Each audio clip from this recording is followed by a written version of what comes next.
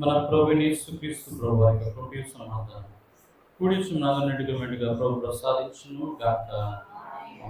దైవాత్మరము నా తనువున వ్రాలుము, దైవాత్మరము నా తనువున వ్రాలుము, నా జీవమంతయు నీతో నింద చేరి వసింతుము, నా జీవమంతయు నీతో నింద చేరి వసింతుము. ఈరోజు నిర్గమకాండం 12వ అధ్యాయంలో పస్కా పండుగ, ఏడాది మగపిల్ల అయినటువంటి గొర్రె పిల్ల కానీ మేకపిల్లను కానీ దేవుని నామం బట్టి దాన్ని పస్కా బలిగా చేసి దానిని మరి వండుకొని పులియని రొట్టెలతో భోజనం అనేది చేయాలి. ఆ భోజనం కూడా ఎలా చేయమని చెప్తున్నారు? నడుము కట్టుకొని, అలాగే చెప్పులు తొడుక్కొని, కర్ర చేత పట్టుకొని త్వరగా దాన్ని ఏం చేయాలా? తినాలి. కనుక నీళ్ళతో దాన్ని ఏం చేయకూడదు? వండకూడదు. చేదు కూరలతో దాన్ని ఏం చేయాలి? తినాలి. కనుక పరదేశులు కానీ లేక ఇజ్రాయేల్ కాని వారు కానీ దీంట్లో ఏమకూడదు? పాలిభాగస్తులు కాకూడదు. దీనిని సాయంకాలమే వధించి దాన్ని ఏం చేయాలా? వండుకొని తినాలి. నీళ్లతో దాన్ని ఉడికించకూడదు అని దేవుడు షరతు పెట్టారు. కనుక దాని తలకాయని, దాని కాళ్ళను, దాని ఆంత్రము ఏం చేయాలి? కాల్చి వేయాలి. కాల్చుకొని తినాలి. దీన్ని ఏం చెప్పండి? ఉడకబెట్టుకొని తినేది మాత్రం కాదు, కాల్చుకొని తినాలి. కాల్చుకొని తినాలి. చేదు కూరలతో తినాలి. నడుము కట్టుకోవాలి, చెప్పులు తొడుక్కోవాలి, కర్ర పట్టుకోవాలి, తినాలి. దీంట్లో నుంచి వచ్చినటువంటి రక్తము మరి అక్కడ ఉన్నటువంటి డోర్స్కి, నిలువ కమ్ములకు, అడ్డకమ్ములకు ఏం చేయాలా? పూయాల. పూస్తే మరణదూత ఏదైతే వస్తుందో ఆ దూత ఆ గుర్తు చూసి ఏం చేస్తుంది? ఇంటిని దాటిపోతుంది. పాస్ ఓవర్ అన్నారు. అందుకని ఏం చేస్తుంది? పాస్ ఓవర్ అంటే అర్థం ఏంటి? దాటిపోవుట. పస్కా పండుగ, పస్కా బలి అనేది క్రీస్తునకు సదృశ్యంగా మనకి కనిపిస్తుంది. యేసు క్రీస్తు ప్రభువారు రక్తంలో కడుగబడిన వారిని మరణదూత లేక రెండవ మరణం ఏమీ కూడా చేయలేదు అని అర్థం. ఇది మనుష్యుల యొక్క శారీరక మరణానికి మరి తొలిచూలు పిల్లలను హతము చేసినటువంటి దేవదూత వస్తే, దేవుడు క్రీస్తు రక్తంలో కడుగబడిన వారు ఆత్మీయ మరణమైనటువంటి రెండవ మరణము లేక నిత్య నరకాగ్ని గుండం అనే రెండవ మరణం నుండి తప్పించబడడానికి ఈరోజు మనము యేసు రక్తమే జయం అనే సిలువను ఏం చేస్తున్నాం? మన నుదుటి మీద వేసుకుంటున్నాం. నిలువుగాను అడ్డగాను ఏం చేస్తున్నాం? సిలువ వేసుకున్నాం. అక్కడ డోర్ల మీద ఏం చెప్పండి? నిలువ కమ్ముల మీద, అడ్డ కమ్ముల మీద రాయడం జరిగింది. అంటే నిలువ అడ్డం రాస్తే ఏమవుతుంది? సిలువాకారం అవుతుంది. కనుక సిలువ రక్షణకు గుర్తు. సిలువ నశించుచున్న దాన్ని వెదకి రక్షించుటకు మనిషి కుమారుడి లోకానికి వచ్చును. కనుక సిలువను గూర్చిన వాత నశించుచున్న వారికి వెర్రితనము కానీ, రక్షింపబడుచున్న మనము దేవునికి శక్తి చూసే వాళ్ళమై ఉన్నాం. కనుక యేసయ్య లేకపోతే ఈరోజు మనకి ఏం లేదు? మృత్యుంజయులము అవడానికి అవకాశము లేదు. పునరుద్ధానం అయ్యే అవకాశము లేదు. ప్రపంచ పునర్జన్మ లేదు. 1000 ఏండ్ల పరిపాలన రాజ్యము లేదు. పరలోక రాజ్యం లేదు. జీవవృక్షము లేదు. జీవ జలములు లేవు. గనక క్రీస్తు మన కోసం వచ్చాడు. గనక ఈరోజు మనకి ఇట్టి సౌభాగ్యాలు కలిగాయి. కనుక క్రీస్తు ప్రభువారు చెప్తున్న ఆయన నీతిని, ఆయన రాజ్యాన్ని మనం అన్వేషిస్తే పరలోక రాజ్యంలో వెళ్ళేటువంటి గొప్ప భాగ్యం దేవుడు మనకి ఇస్తున్నాడు. కనుక వాళ్ళు పస్కా పండుగ ఐగుప్తు అనే లోకమును విడిచిపెట్టి కనాను అనే వాగ్దానపు దేశము, ఆశీర్వాదకరమైన ప్రదేశానికి వెళ్ళడానికి వారు పస్కా బలి చేస్తే, మన పస్కా బలి క్రీస్తు మన కొరకు బలి అయిపోయింది. మనందరం ఒక రాజ్యంగా తండ్రికి అప్పగించడానికి భూమి మీద ఉన్న మన వధువు సంఘాన్ని దేవుడు తన రక్తంతో పరిశుద్ధపరిచి మనం ఏం చెప్పండి, పరిశుద్ధులుగా, నింద్యులుగా, నిర్దోషులుగా దేవుడు తన తండ్రికి ఒక రాజ్యం ఏం చేస్తారు, అప్పగింపనై ఉన్నారు. కనుక ఆ వారి యాత్ర కానాను యాత్ర అయితే మనది నూతన యెరూషలేము యాత్ర. ఏ యాత్ర చెప్పండి? వారిదేమో కనాను యాత్ర, మనది నూతన యెరూషలేము యాత్ర. మనం ఎక్కడికి వెళ్తాం? నూతన యెరూషలేముకి వెళ్తాం. గొర్రెపిల్ల దేవాలయంలోనికి అడుగు పెట్టేటువంటి అవకాశం దేవుడు మనకి ఇస్తాడు. 7 ఏండ్ల విందు దేవుడు మనకి ఇవ్వబోతా ఉన్నాడు. ప్రభువు మరి శరీర రక్తమును మనకి ఇస్తూ ఉన్నారు. కనుక దీన్ని తినువాడు ఎన్నటికీ ఏమవాడు, చావడు అని చెప్తూ ఉన్నారు. కనుక మరి గొర్రెపిల్ల తిన్నవాడు చచ్చిపోతాడు. ఈరోజు కాకపోయినా తన మరణ టైం వచ్చినప్పుడు ఏం అవుతాడు, చనిపోతాడు. అందుకని ప్రభు అంటారు యోహాను సువార్తలో, మీ పితరులు మన్నాను తిరిగి చనిపోయిరు, కానీ మీరు నన్ను తిని నా రక్తం తాగితే మీలో మీరు జీవం గలవారు అవుదురు, కనుక మీరు ఎన్నటికీ ఏమవరు, చనిపోరు. గనుక క్రీస్తు శరీరం అనే వాక్యమును తినేవారు, క్రీస్తు రక్తము అనే విశ్వాసమును కలిగిన వారు ఎన్నటికీ చనిపోయే అవకాశం అనేది లేదు. నిజమైనటువంటి క్రీస్తు ప్రభు వారిని కలిగి ఉన్నవారు, ఆయన విశ్వసించిన వారు ఎన్నిటికీ చనిపోరు, చనిపోయిన తిరిగి లేపబడుదురని పరిశుద్ధ గ్రంథమైనటువంటి బైబిల్ గ్రంథం మనకి తెలియపరుస్తూ ఉంది. కనుక ప్రియమైన దేవుని పిల్లరా, పులియని రొట్టెల పండుగ, పస్కా పండుగ, అలాగే పాస్ ఓవర్ దాటిపోయి వెళ్ళే పండుగ, ఇటు గొప్ప పండుగ ఇజ్రాయేలుకు నిత్యమైనటువంటి కట్టడగా దేవుడు అనుగ్రహించిన వారై ఉన్నారు. కనుక ఈ పండుగ మనం చేయొచ్చు అంటారా? చెప్పాలి మీరు. మనం చేయొచ్చు అంటారా? ఈ పండుగ మనం చేసుకోవచ్చా? మన పండుగ వేరు. పస్కా పండుగ, యేసుప్రభువు వారు కూడా పస్కా పండుగను ఏం చేశారు, ఆచరించారు. నిత్యమైన కట్టడం అన్నారు కనుక అందరూ ఏం చేయాలా, ఆచరించారు. కానీ ఇక్కడ చెప్పబడుతున్నటువంటి మాట ఏంటంటే, పరదేశులు కానీ ఇజ్రాయేల్ కాని వారు కానీ ఈ పండగ వీరి ఆ భోజనాన్ని ఏం చేయకూడదు, తినకూడదు. ఒకవేళ ఎవడైనా ముట్టి తిన్నా, పులిసింది తిన్నా అడపని అయిపోయింది.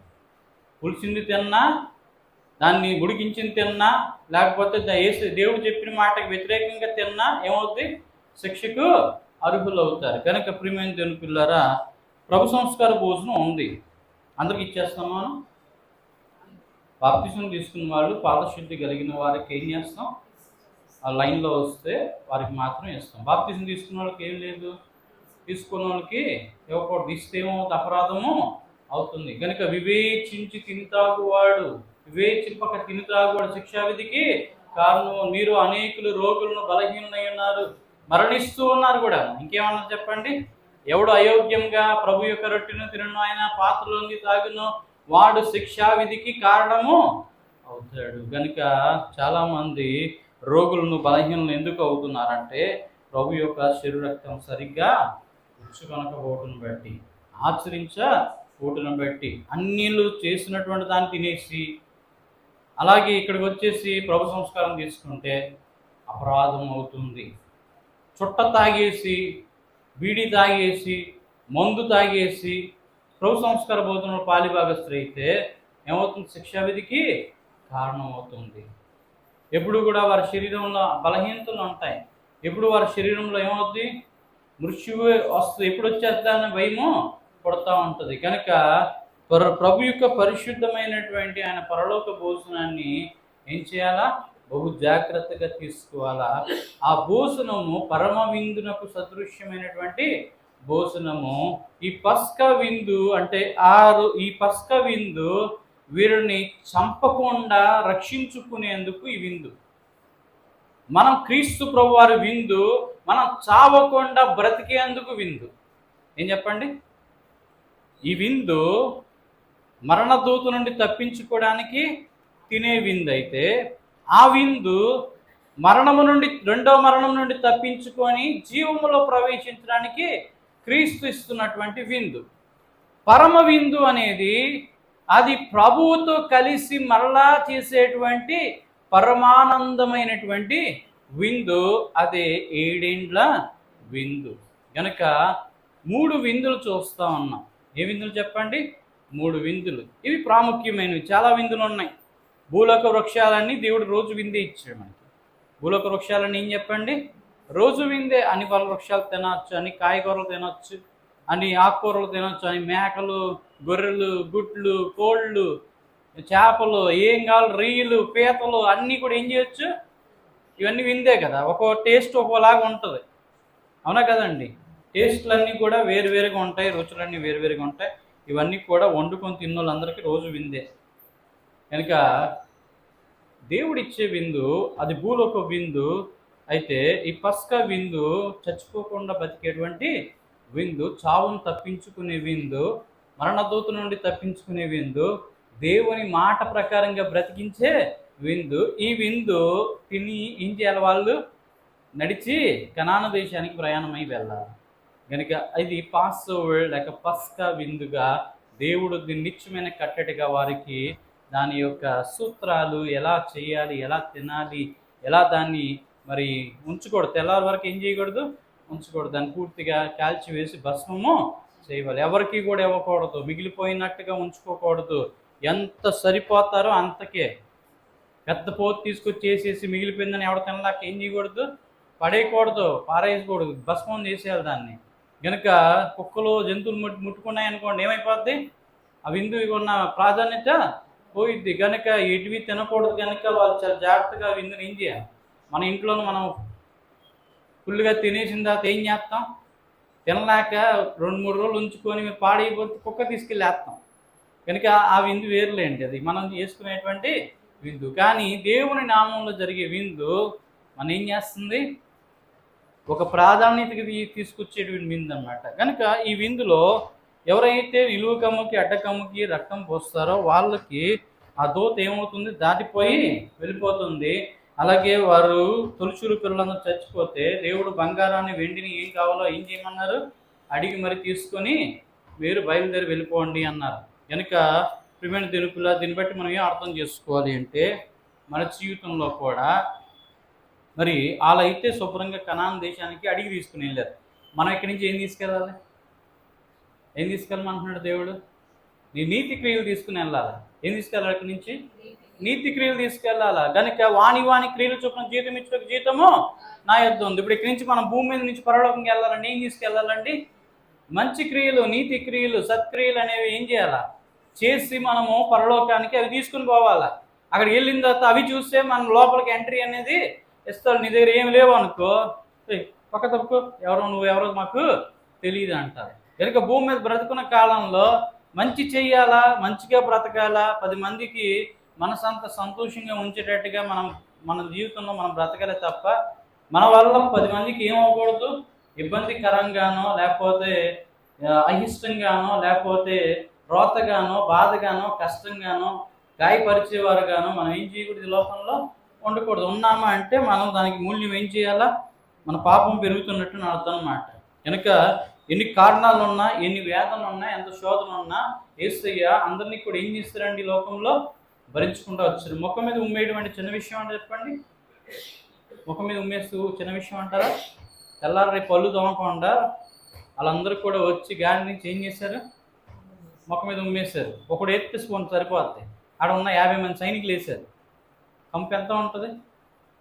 ఏమంటే ఒక్కడు ఎవడో కిల్లి నవలేసి షర్ట్ మీద చూసేస్తే చాలా మట్ట సర్రమని ఎక్కిపోద్ది. ఏంటి? కోపం ఎక్కిపోద్ది. ఎవరా కళ్ళు కనిపించట్లేదా అని ఏం చేస్తాం? ఇంకా ఆడికి నోటు మన నోరు ఏముంటుందండి? అదుపు అడ్డు ఉంటుందన్నమాట. లేచి ఆడిని వెళ్ళి 4 పీకేసే వరకు మనకు మనసు ఏమవుదో, ఆడి షర్ట్ ఇప్పి తుడుచుకునేంత వరకు, వాడితో కడిగించుకునేంత వరకు, వాడితో క్లీన్ చేసుకునేంత వరకు, మళ్ళీ రెండోసారి ఒక బాబు ఎవరి మీద ఊయిండ్రా నాయన 2 చేతులు జోడించేంత వరకు ఏం చేయము? వదలడు. నిజమైన ఎవడైతే ఒక రౌడీలాగా ఉంటాడో వాడు మాత్రం ఏం చేయడండి? వదలడు. అదే మంచోళ్ళు సాత్వికుడైతే ఏం చేస్తాడు? సర్లే పొరపాటు నువ్వు సరే కడుక్కుంటానని ఏం చేస్తాడు? కడుక్కుంటాడు. సో సాత్వికులు దాన్ని వారు భూలోకాన్ని స్వతంత్రించుకుంటారు. అదే సాత్వికులు పరలోకాన్ని కూడా ఏం చేస్తారండి? స్వతంత్రించుకుంటారు. కనుక ప్రియమైన పిల్లలు, దేవుని లక్షణాలు, మంచి లక్షణాలు మన జీవితంలో అలవర్చుకుంటూ ఎప్పుడైతే మనం ఆ మంచి క్రియలు, మనం సత్క్రియలు అనేవి చేస్తుంటామో అవి మన పరలోకానికి, మోక్షానికి మనమే తీసుకుని వెళ్తాయి. శ్రమలు అందరికీ, కష్టాలు అందరికీ రావండి. ఎవరికి వస్తాయి తెలుసా? భక్తులకే వస్తాయి. గుర్తుపెట్టుకోవాలి. శ్రమలు, శోధన, వేదన, బాధ, కష్టము, కాలుట్టుకుని లాగే పరిస్థితి ఎవరికి ఉంటుంది అంటే సైతాన్ గాడికి భక్తుడి మీదే ఉంటుంది. కనుక భక్తుడు బలం ఏంటి, బలహీనత ఏంటి దేవుడికి తెలుసు, ఇంకెవరు తెలుసు? సైతాన్ గాడికి కూడా తెలుసు. కనుక భక్తుడు దేనికి లొంగకపోతే ఏదో దాన్ని లొంగి తీయడానికి ఏం చేస్తాడు? సాతాన్ గాడు ఉరి ఒడ్డుతాడు. అక్కడ ఏం చేస్తాడండి? ఉరి ఒడ్డుతాడు. కనుక అందుకని ప్రతి విషయంలో మెలకువ కలిగి ఏం చేయండి? మీరు శోధనలో ప్రవేశించుకున్నట్టు మెలకువ కలిగి ప్రార్థన చేయండి. దేవుడు అలర్ట్ చేశాడు. అలర్ట్ చేయగానే వీరందరూ కూడా పస్కా పండగ ఆచరించి రాసుకున్నటువంటిది మరణ దూత ఏం చేస్తుంది? వాళ్ళని దాటిపోయి వెళ్ళిపోయినందున వీరు తొలుచు పిల్లలకి ఎవరికి కూడా ఏం కలగలేదండి? హాని కలగలేదు. వారు సేఫ్, వారి పశువులు సేఫ్, వారికి ఉన్నవన్నీ కూడా ఏం చెప్పండి? సేఫ్. ఆ ముద్ర లేనివాడికి ఏమైపోయింది? ఏడుపు, గొల్లు గొల్లు అయిపోయింది. ఐగుప్తు దేశంలో ఉన్న రాజు మొదలుకొని పాలేరు వరకు ఏమైపోయారు? వాళ్ళ తొలుచులు, పిల్లలు, పశువులు, జంతువులు అన్నీ కూడా ఏమైపోయాయి? చచ్చిపోయాయండి. మరణదూత ఏం చేసింది? హతం చేసేసింది. కనుక ప్రియమైన దేవుని పిల్లారా గమనించండి, దేవుడు చంపగలడు, బ్రతికించగలడు. భూమి మీద శరీరము చంపువానికి భయపడకూడదు, కానీ శరీరమును ఆత్మను చంపువానికి నీవు భయపడము. మనం శరీరం చంపేవాడికి భయపడిపోతాం బాగా. పాము వచ్చింది అనుకోండి, ఏం చేస్తాం చెప్పండి? ఓమ్మ బాబు పొరుగు అనమాట. పాము వచ్చింది ఏం చేస్తాం? ఇక్కడ ఎవడో ఒకడు ఉంటాడా? పొరుగు అందరూ కూడా ఒకరు తోసుకొని ఏం చేస్తారు? నేను బతికిపోవాలంటే తోసుకొని తొక్కిస్తాడు అయిపోయి ఏం చేస్తాం? కింద పడిపోతాం, వెళ్ళిపోయి అందరూ కూడా. పాము కలిసిన తర్వాత సంగతి. కానీ మన మన మన ప్రాణాలు మనం దక్కించుకోవడానికి ఏం చేస్తామండి? ఇక అవతల ఎవరు ఉన్నారా, అడ్డంగా పెద్దోళ్ళు ఉన్నారా, చిన్నోళ్ళు ఉన్నారా ఏం చూడడం అనమాట. ఎవరి ప్రాణాలు ఏం చేస్తాం? చూసుకుని కాపాడుకునే ప్రయత్నం చేస్తాం. ఇది మానవ నైజం అండి. వారిని వారు కాపాడుకోవడానికి పక్కన ఏమైపోయినా కూడా పర్లేదు. కనుక పాముకు భయపడుతున్నాం, జరిగి భయపడతాం, తేలికి భయపడతాం, బల్లికి భయపడతాం ఏమండి. కానీ ఎవరు భయపడం? దేవునికి మాత్రం భయపడడం. ఇవన్నీ సృష్టించినాడు ఆయనే కదా. ఆయనకి ఎందుకు భయపడడం అంటే కనిపించడం. ఇవన్నీ కనిపిస్తాయి, ఆయన మాత్రం కనిపించడు. కానీ అతి భయంకరుడు ఎవరంటే దేవుడే. వాస్తవాన్ని నమ్మాల్సిన విషయం ఏంటంటే అన్నిటికన్నా భయంకరమైన వ్యక్తి ఎవరైనా ఉన్నారు అంటే దేవుడే. ఆయన దృష్టిలో పడ్డాము అంటే ఇంకా అయిపోయింది ఆ పని. ఏం చెప్పండి? కుడికి కానీ ఎడం కానీ తిరిగినా, దేవుని సరిగ్గా అర్థం చేసుకోకపోయినా, దేవునికి వ్యతిరేకంగా ఉన్నా, దేవుని నామాన్ని బట్టి నడవకపోయినా, పరో రాజులాగా తెక్కేసాలు వేసినా ఏం చేస్తాడు? తీర్పు తీర్చి 3 చెరువులు నీళ్ళు తాగించి నాశనానికి గురి చేసి వారి జీవితం అంతా కూడా ఏమైపోద్ది? అతలకుతలం అయిపోయే పరిస్థితి అనేది జరుగుతుంది. కనుక ఎవరితో పెట్టుకోకూడదండి? దేవునితో పెట్టుకోండి. ప్రతిరోజు ఏమని ప్రార్థన చేయాలంటే దేవునికి, దేవా నేను పాపిని అని ప్రార్థన చేయాలి. ప్రతిరోజు మన ప్రార్థన ఏం చెప్పండి? దేవా నేను పాపిని. మన పరిశుద్ధం ఏమి కాదండి, అన్ని రకాలుగా పాపులమే. నాలో పాపము లేదు అనుకున్నవాడు మోసములో పడిపోను. యోహాను రాసిన మొదటి పత్రికలో రాయబడింది. ప్రతి ఆదివారం ఆరాధన మనం ఏం చేస్తాం చెప్పండి? ఈ ప్రార్థన మనము చేస్తూ ఉన్నాం. సరే చదువుకుందాం.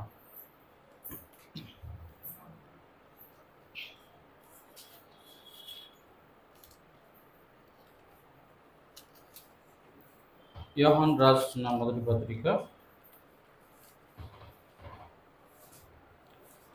8వ వచనం నుండి 10వ వచనం వరకు చదువుకుందాం.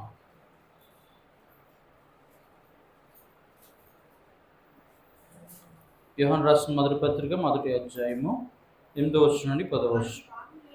మనము పాపము లేని వారమని చెప్పుకున్న యెడల మనలను మనమే మోసపుచ్చుకొందుము, మరియు మనలో సత్యముండదు. మన పాపములను మనము ఒప్పుకునే యెడల ఆయన నమ్మదగిన వాడును నీతిమంతుడును గనుక ఆయన మన పాపం క్షమించి సమస్త దుర్నీతి నుండి మనలను పవిత్రులుగా చేయును. మన పాపం చేయని చెప్పుకునే యెడల ఆయనను అబద్ధికునిగా చేయవారమవుదును, మరియు ఆయన వాక్యము మనలో ఉండదు. ఒకటి గమనించాలి, ఇక్కడ మనం తప్పు చేసి నేను పరిశుద్ధుడిని, నేను అనింద్యుడిని, నేను నిర్దోషిని అనుకోవడం వలన ఎవరిని అబద్ధికునిగా చేస్తామంటండి? దేవుడిని అబద్ధికుని ఎలా చేస్తాము? ఎలా అవుతుంది అబద్ధికునిగా దేవుడిని అంటే, మన అంతరాత్మ ఉంది. మన అంతరాత్మ అంటే మన మనస్సాక్షి. మనస్సాక్షి తెలుసు మనం ఏం చేస్తున్నాం. మనస్సాక్షి తెలుసు నువ్వు కరెక్టా, నువ్వు రైటా, నువ్వు రాంగా ఏంటా అనేది ఎవరికి తెలుసు? మనస్సాక్షి తెలుసు. ఈ మనస్సాక్షికి నువ్వు చెప్తావు కదా, నేను కరెక్ట్, నేను పర్ఫెక్ట్ అని నువ్వు చెప్తే, నువ్వు అలాగే నువ్వు పర్ఫెక్ట్ అనుకుని పాపంలో జీవిస్తే దేవుడు అంటున్నాడు కదా, నీవు నీ మనస్సులో ఉన్న నన్ను ఏం చేస్తున్నావు? అబద్ధికునిగా చేస్తున్నావు. ఏం చేస్తున్నావు అండి? అబద్ధికునిగా చేస్తున్నావు. కనుక మన జీవితంలో సత్యం అనేది చాలా అవసరమైంది. కనుక మన యేసయ్య సత్యవంతుడు. ఏమన్నటో తెలుసండి? నాలో పాపం ఉందని మీలో ఎవరైనా సాధ్యం. This is the challenge which stands for every time, every generation of the people in the world. ప్రపంచంలో ప్రతి జనరేషన్ పీపుల్ గుర్తుపెట్టుకోవాల్సిన విషయం ఏంటంటే, one and only God, one and only the lamb of God, దేవుని గొర్రె పిల్లైనటువంటి యేసయ్యలో ఎటువంటి పాపమో కల్మషము లేదు. కనుక ఆయన మన కొరకు బలి అవుతాయే, మన పాపములకు ప్రాయశ్చిత్తార్థమైనటువంటి బలి. ప్రతిరోజు ప్రభు మన కొరకు ఏమవుతున్నాడండి? వధింపబడుతున్నటువంటి దేవుని గొర్రెపిల్ల. కనుక ఆయన రక్తములో ప్రతి పాపము ఎప్పుడు కడుగబడుతుందంటే, మనం ఎప్పుడైతే వాక్యం అని అన్యోన్య సహవాసం అనే వెలుతురులో రోజు సహవాసం చేస్తామో, అప్పుడు ఆయన పవిత్ర రక్తము మన యొక్క హృదయంలోనికి వచ్చి మన అపరిశుద్ధమైనటువంటి దోషం అన్నిటిని ఏం చేస్తారు? దేవుడు శుభ్రపరుస్తూ ఉన్నాడు. మనం ప్రతిరోజు స్నానం చేస్తున్నాం లేదా? ప్రతిరోజు బ్రష్ చేస్తామా లేదా? ప్రతిరోజు కంటి పూసులు క్లీన్ చేసుకుంటున్నాం లేదా? ముక్కు క్లీన్ చేసుకుంటున్నాం లేదా? ప్రతిదీ ఉదరం కూడా ఏం చేస్తున్నాం? క్లీన్ చేసుకుంటున్నాం. ప్రతి అంగం కూడా ఏమవ్వాలి? బాడీలో ఉన్నటువంటి ఆర్గన్ అన్నీ కూడా ఫిల్టర్ అవ్వాలి. ఫిల్టర్ అవ్వకపోతే చచ్చిపోతాం మనం. అలాగే అంతరంగం కూడా ఏమవ్వాలా? మన అంతరింద్రియములు, మన జ్ఞానేంద్రియములు అనుదినము వాక్యాన్ని బట్టి, ప్రార్థనను బట్టి, దేవుని యొక్క ధ్యానాన్ని బట్టి ఏమవ్వాలా? శుద్ధీకరింపబడతా ఉండాలి. శుద్ధి చేయకపోతే అదే పాపము ఉండిపోతే అది కుళ్ళిపోయి ఏమవుతుంది? కంపు కొట్టేటువంటి పరిస్థితిలోనికి వెళ్ళిపోతాము. కనుక దేవుడు మనని అనుదినము తన వాక్య స్నానము ద్వారా, వాక్యముని ఉదక స్నానం ద్వారా ఏమవుతున్నాండి? శుభ్రపరచబడుతూ ఉన్నాం. కనుక మస్తకము నుండి, అపాద మస్తకము నుండి ఏమవుతున్నాం? శుభ్రము చేయబడటం అనేది జరుగుతుంది. అందుకని వాక్య పారాయణం అనేది, గ్రంథ పారాయణం అనేది ఏం చేయాలా? అనుదినము చేస్తాం. మన జ్ఞానం తెలియకపోతే మనం మూర్ఖులం అయిపోతాం, అజ్ఞానం అయిపోతాం, అవివేకులం అయిపోతాం, బుద్ధిహీనులుగా మారిపోతాం. కనుక మనం ఎలా ప్రవర్తించాలో, ఎలా ఉండాలో, ఎలా చేయాలో, ఏ విధమైనటువంటి రీతికి బ్రతకాలో మనకేమీ కూడా బైబిల్ మనం చూడకపోతే మనకేమీ కూడా తెలియదు. చదువురాని దత్తములు మూర్ఖులం అయిపోతాం మనం. కనుకని బైబిల్ గ్రంథం అనేది బాగా మనం ఏం చేయాలా? తెలుసుకోవాలి. కనుక భక్తులైన వారి జీవితాలు తెలుసుకోవాలి, పరిశుద్ధులైన వారి జీవితాలు తెలుసుకోవాలి. ఇంతమంది ఉన్నా సరే వీరందరిలో ఏ పరిశుద్ధం మనకు కనిపించదు, కానీ ఒకే ఒక్క క్రీస్తులో మాత్రం ఏమవుతుందండి? ఎప్పటికీ ఎన్నటికీ ఎవరిలో లేనటువంటి పరిశుద్ధత క్రీస్తులో తప్ప మన ఎవరిలో కూడా ఏం చేయదు? కనిపించదు. అందుకని ఆదికాండం నుంచి ప్రకటన వరకు క్రీస్తు ఒక్కడే మాదిరి చూపించినటువంటి మహాపరిశుద్ధుడైనటువంటి దేవుడు. కనుక అటువంటి ప్రభువుని ఏం చేయాలా? we need to take an exemplary for our life. మన జీవితంలో అటువంటి దేవుని మనం కలిగి ఉండాలి.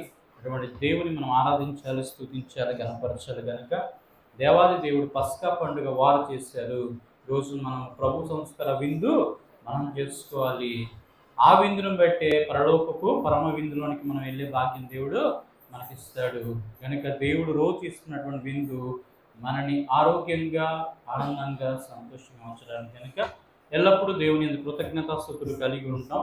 కనుక వారు చేసిన భోజనము వారి గడప దాటి వెళ్ళిపోవడానికి మరణదూతలు వారు తిన్నారు.